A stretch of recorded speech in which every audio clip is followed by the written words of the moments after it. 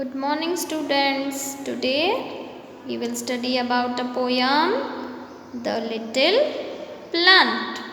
The Little Plant. All of you open your book, page number 43.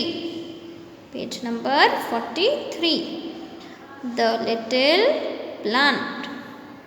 Plant यानी कि पौधा, छोटा पौधा.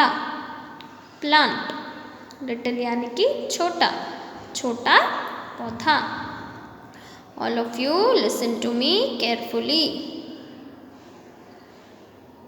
In the heart of a seed,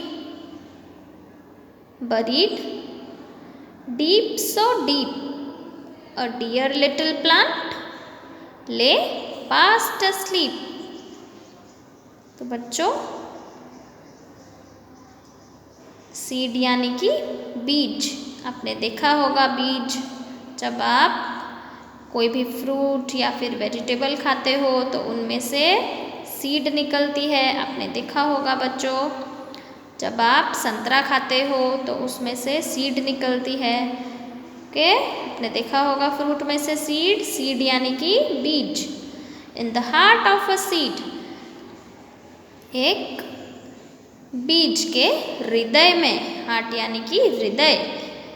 buried deep, so deep.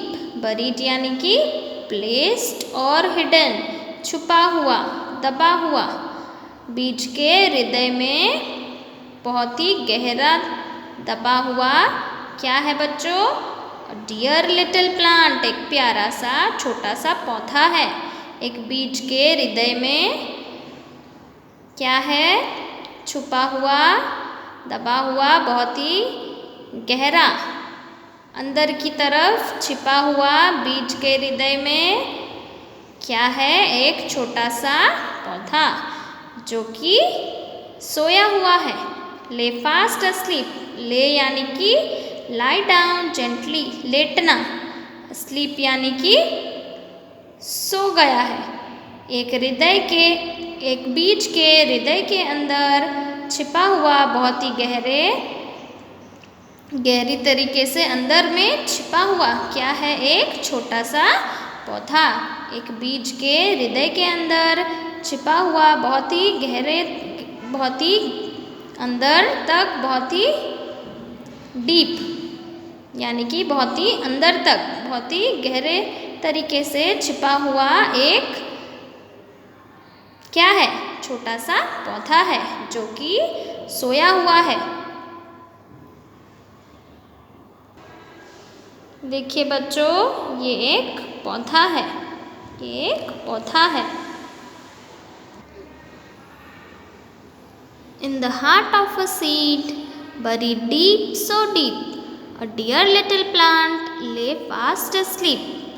तो बच्चों, एक बीज के हृदय के अंदर बहुत ही गहराई तक छिपा हुआ क्या है? एक छोटा सा पौधा है जो लेटा हुआ है और सो रहा है.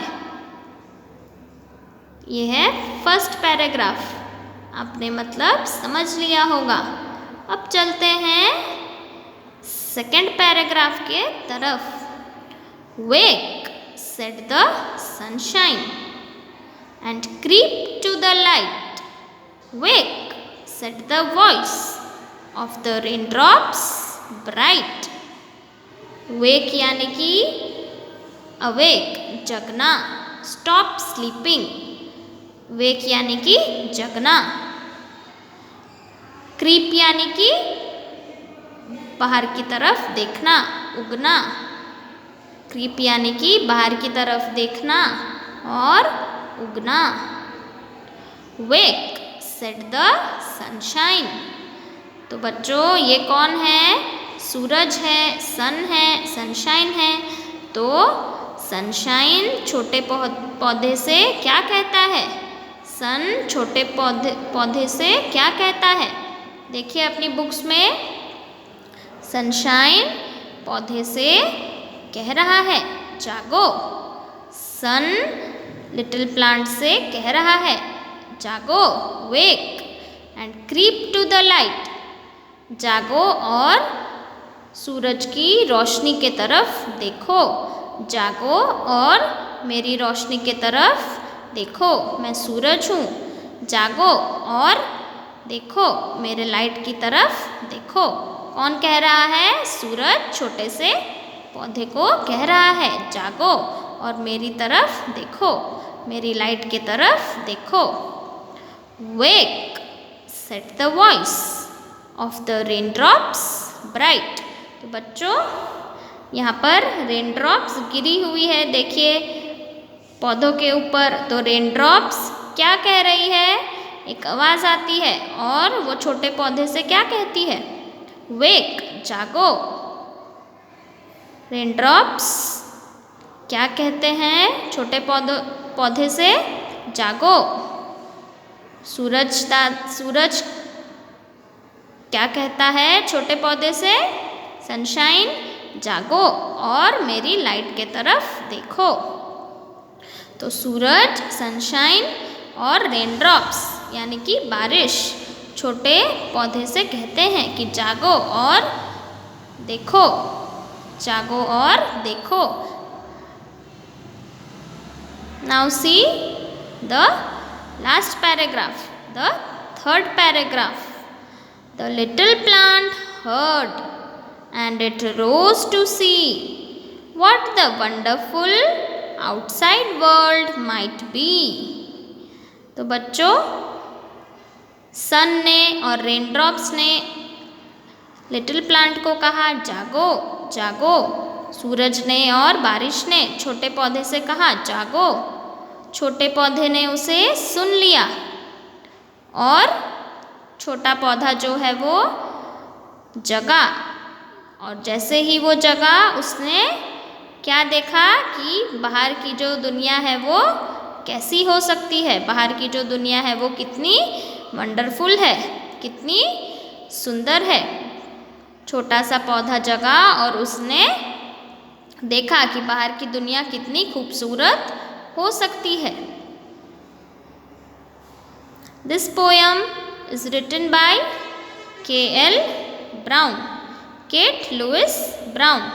तो बच्चों देखिए जो छोटा सा पौधा है वो अब बड़ा हो चुका है।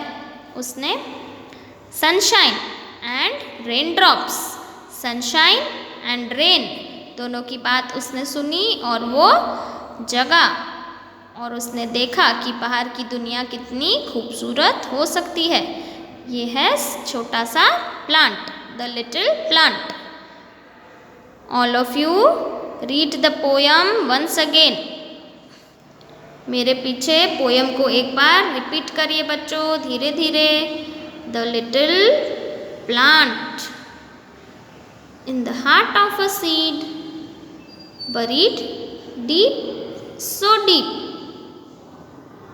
a dear little plant lay fast asleep. Wake, said the sunshine, and creep to the light. Wake, said the voice of the raindrops bright. The little plant heard, and it rose to see what the wonderful outside world might be। तो बच्चों इस poem के hard words मैं आपको भेजूंगी, अपनी homework copy में इसे लिख लेना और एक बार इसे रीड कर लेना। Chapter 7 poem the little plant, page number 43, page number 43। All of you read the poem once again.